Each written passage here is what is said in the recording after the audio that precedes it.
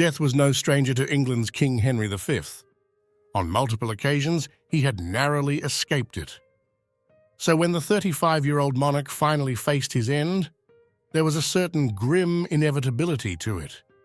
Yet the manner of his death was far from what he might have wished for.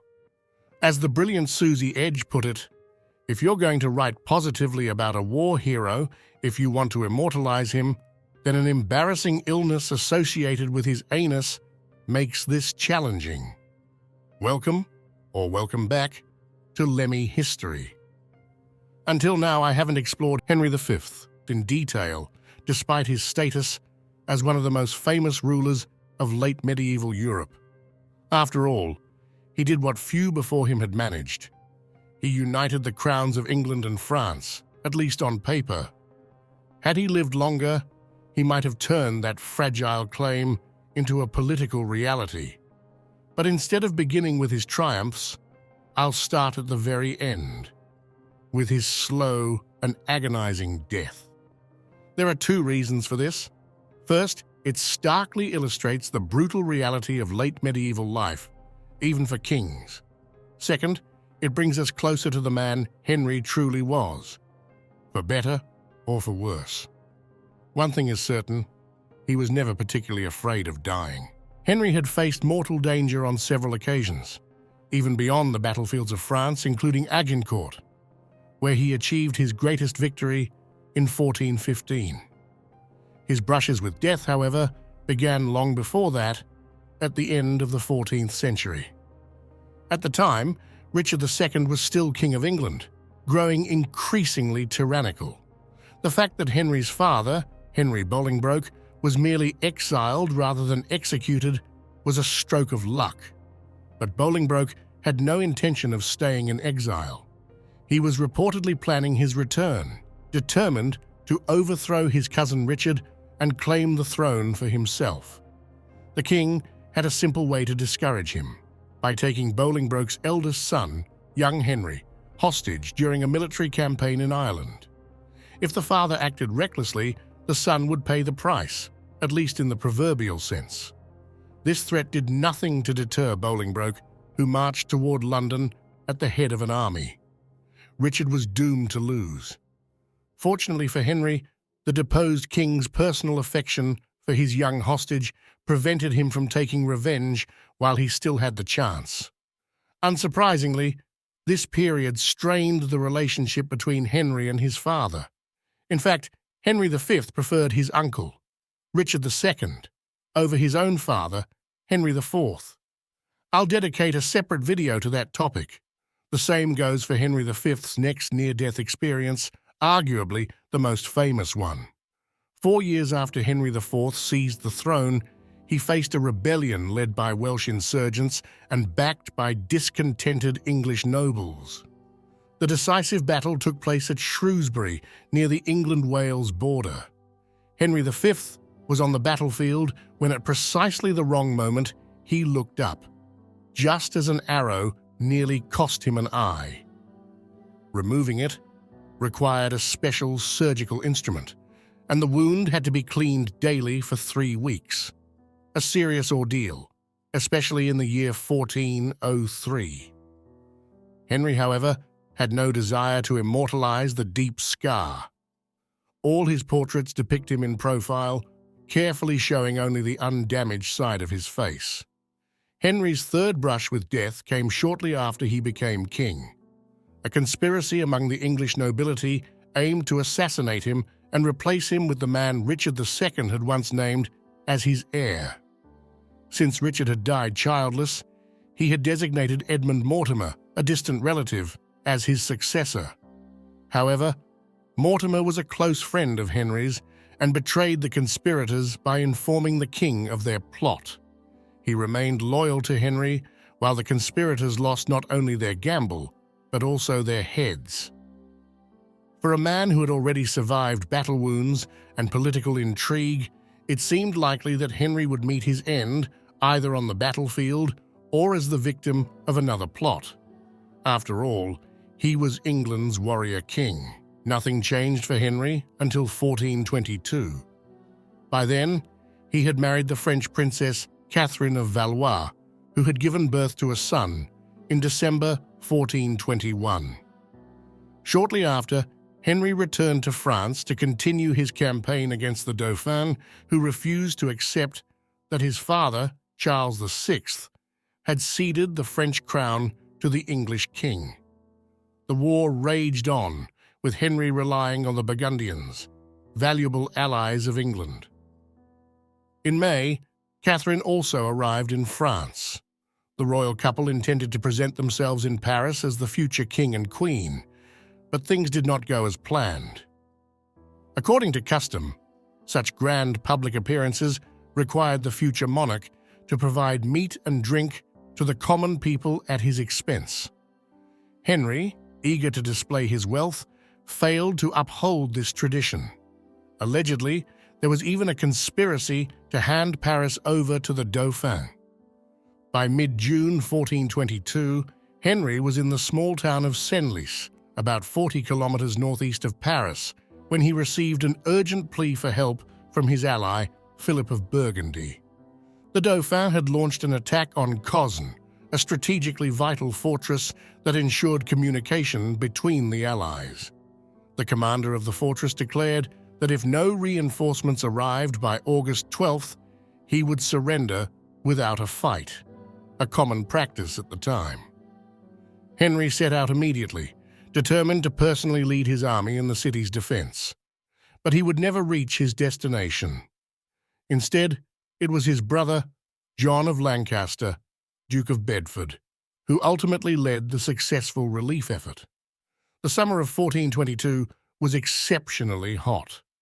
The drought was so severe that farmers could pull crops from the parched soil with their bare hands.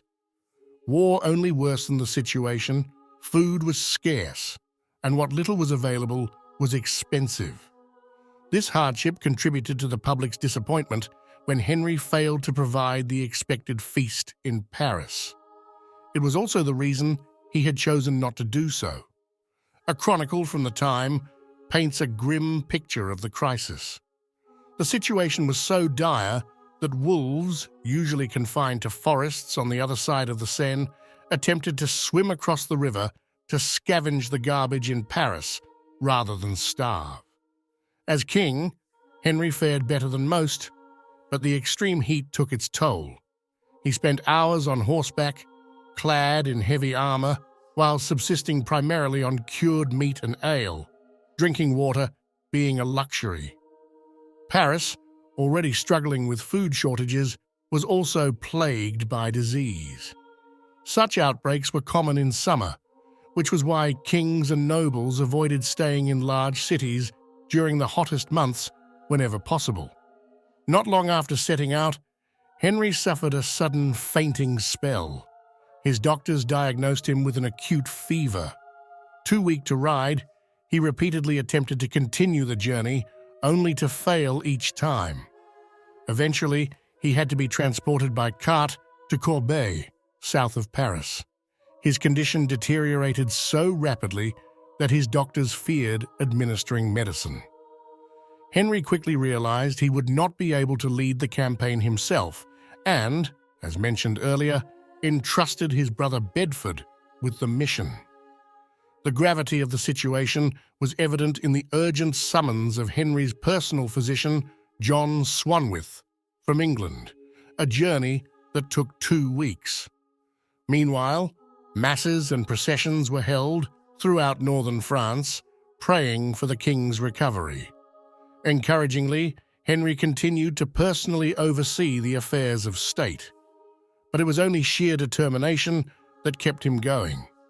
Swanwith, upon arriving, made it clear that Henry had no hope of rejoining his army. His intestines had been in turmoil since the fever began, and he was growing weaker by the day. Realizing his fate, Henry ordered his transfer. He was taken by ship and carriage to the castle of Vincennes, arriving on August 13th. But there was no improvement. He could barely keep food down and had been surviving off his body's own reserves for weeks, reserves that were now running out. Eventually, Henry acknowledged what everyone already knew. He was no longer on his sickbed, But on his deathbed, his most important male relatives were urgently summoned. Notably, his wife was absent, likely a sign that Henry did not trust her. When Bedford arrived, he was shocked. His brother's condition was far worse than he had been told, and he wept. As death loomed, Henry pleaded with his closest relatives to remain united for the sake of his infant son, who was just 9 months old and would soon inherit the throne. He left detailed instructions for his child's minority, with Bedford taking on the responsibility of ensuring they were carried out. On August 31st, England's warrior king took his final breath. But what exactly did the king die of? The most common theory points to dysentery. The chronicler Thomas Walsingham wrote that acute fever attacks and severe diarrhea ultimately claimed Henry's life. However, some contemporaries suspected something far more sinister: a curse. According to legend, Henry had planned to transfer the remains of St. Fiacre from France to England. As punishment, he fell victim to a divine curse. A generation after his death, the French embellished this tale, claiming that a monk had warned Henry against disturbing the saint's remains, telling him that if he did, he would surely die. The idea of a curse also surfaced in another context. Henry was a brutal ruler, much like nearly every medieval king. A striking exception, however, was his son, but that is another story. Henry's ruthlessness was well known. On one occasion, he ordered the execution of all men in a captured city aged 12 and older.